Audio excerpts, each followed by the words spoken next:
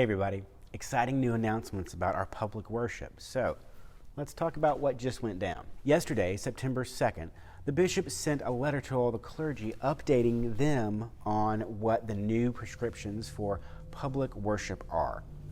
See, if you remember, we were available to go upwards of 50% of our capacity as long as the people who were here didn't, get within 6 feet of each other. And that was all well and good for a couple of months. And then in July, the governor's mandate restricted inside gatherings to 10 people and outside gatherings to 20. There was an exception made for churches and places of worship. They could go up to 50% of their capacity as long as it didn't violate that 6-foot rule. And so other churches were starting to open. But the bishop decided it was more practical and safe and precautionary to limit Episcopal churches to that 10-20 rule as well. And so we've been abiding by it. Now, the bishop's letter yesterday basically expanded the limitations so that we could also fit within that 50% capacity rule. We can go upwards of 50% as long as everyone is in a 6-foot bubble. And as I measured it, we can fit, if we use every space in the church, that is here, here, here, here, here, here, and here, we could fit 54 people in the church and still keep that 6-foot barrier. Now, that is assuming a perfect situation, as in perfect units of 4 people that fit in a single pew, and that would fill up every single one of the designated pews that we are using. Also, family units of 8 that would fit in the sides and also in the top. And so have we fit that perfect collection of exact units of people per pew? No. I mean, life isn't an engineering exercise. It's dirty and it's the real world. So yeah, we have families of 3, we have couples, we have single individuals. And so are we ever going to fit 54 people perfectly in here and still maintain that 6-foot bubble? No, I doubt it. But we don't need to. We haven't really had 54 people try to show up for a service. Our usual average Sunday attendance before we had to close again was 22 on a good week. And that's including all the different services added together. So I feel pretty confident that we can accommodate all the people who want to come to public worship in one service here at 11. Likewise, we'll always have the online service for people who would rather stay home. Now, the bishop's letter did change one thing slightly, and that is our Sunday school time. You see, in previous videos, I had said that we would have Sunday school available for both congregations, the in-person congregation and the online congregation.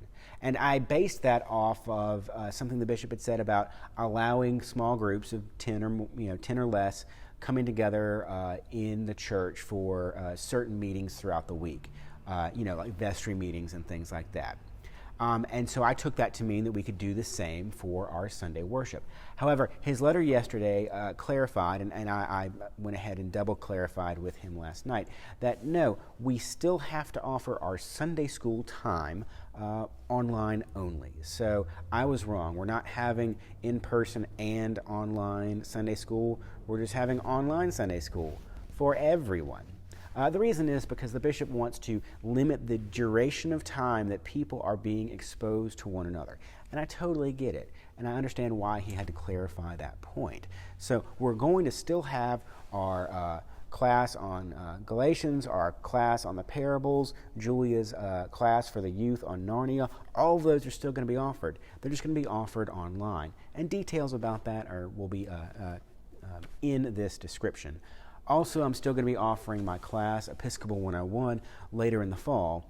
And if that becomes an in-person availability, I'll let you know then. But for right now, we can just assume it's going to be online. But stay tuned in case details change. Now, if you want to come to services in person, it's exactly as it was earlier this summer. You just sign up online. And why do we have to sign up online, Andrew? Well, it's really more of an accounting thing.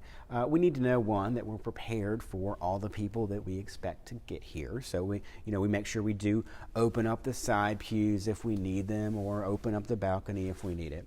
But also, it's just responsible. If someone were to come back and say, "Hey, we've tested positive for coronavirus," then it is my duty to also report that to other people who may have come in contact. So I would have to be able to go down the list and say, "Hey, Miss So-and-so, you may want to know that someone on Sunday, tested positive. You might want to get tested too." Anyway, it's a mandate. It's responsible.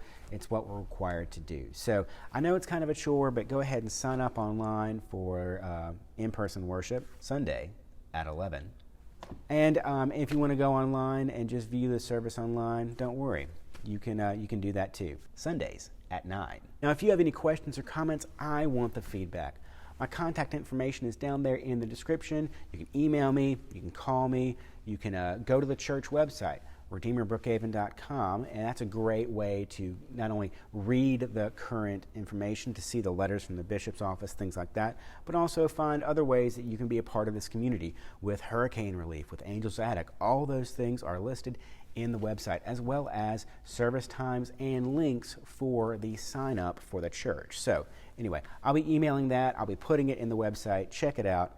And thank you very much for your time and attention and passion to this beautiful community that comes together to honor and worship God through Christ.